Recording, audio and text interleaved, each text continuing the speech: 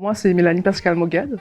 Je suis art pédagogue et j'interviens auprès de publics apprenants qui rencontrent des difficultés d'apprentissage, d'estime de soi et de confiance aussi en soi. L'idée à travers effectivement ma fibre artistique et avec ma créativité, d'accompagner chacun à atteindre son objectif en fait. Ça peut être effectivement la peinture, ça peut être l'écriture, ça peut être le théâtre, toujours dans l'idée de servir cette démarche pédagogique, cette démarche d'apprentissage. Donc l'idée c'est vraiment de pouvoir sortir l'individu de lui-même pour pouvoir expérimenter avec beaucoup de lâcher prise, de sérénité, puis bien vivre le moment avec qui il est, mais toujours en visant l'objectif de pouvoir vivre sa scolarité et cette démarche d'apprentissage plus librement et voilà, plus plaisante aussi. Alors moi, j'interviens sur Effrayol sur la question aussi d'estime de soi et prendre la parole. Et c'est vrai que j'aime animer un atelier qui s'appelle « À cœur ouvert, nous kala djekonou ». Donc l'idée est vraiment toujours de s'ouvrir à soi, de pouvoir faire corps, comme on m'a dit, faire corps et puis corps. Pour faire parole ou faire flamme. Parce que très souvent, on n'est pas en accord, on est en décalage avec soi-même. Et puis souvent, je suis, étonnée parce que, l'élève peut aussi s'accorder et puis partager parce que c'est jamais évident de pouvoir s'autoriser à être soi-même quand on a des conflits internes et qu'on ne connaît pas celui qui est en face, peur du regard, peur du jugement. Donc, on va trouver ça belle tout bonnement. Alors, ça manquait dit.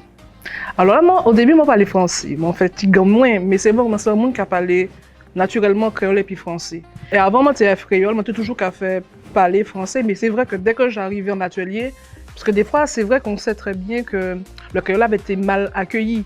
Donc, pour ne pas qu'on puisse penser que c'est « Ah oui, madame Lanka vinif, madame Lanka parler banou, il commence à parler grage, tout et tout ». Non, c'est vraiment de montrer que je peux parler créole pour matcher en autorité, pour matcher en bienveillance, pour matcher en empathie, en l'amour, aussi pour dire « Oh là, attention ».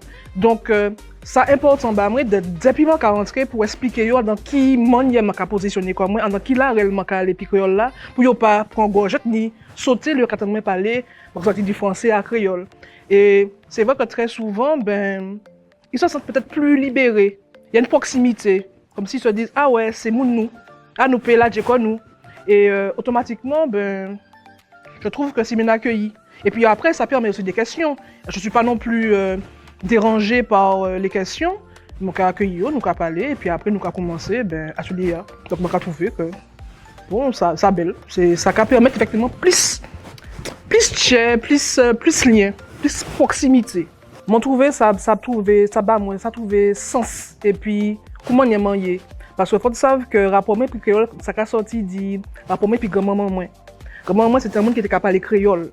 Il était capable de faire me réfléchir puis créole, il était capable de l'image. Là, il a dit m'en fait tellement les sous-bacs qui collé puis d'eau moi, ça veut dire qu'il faim.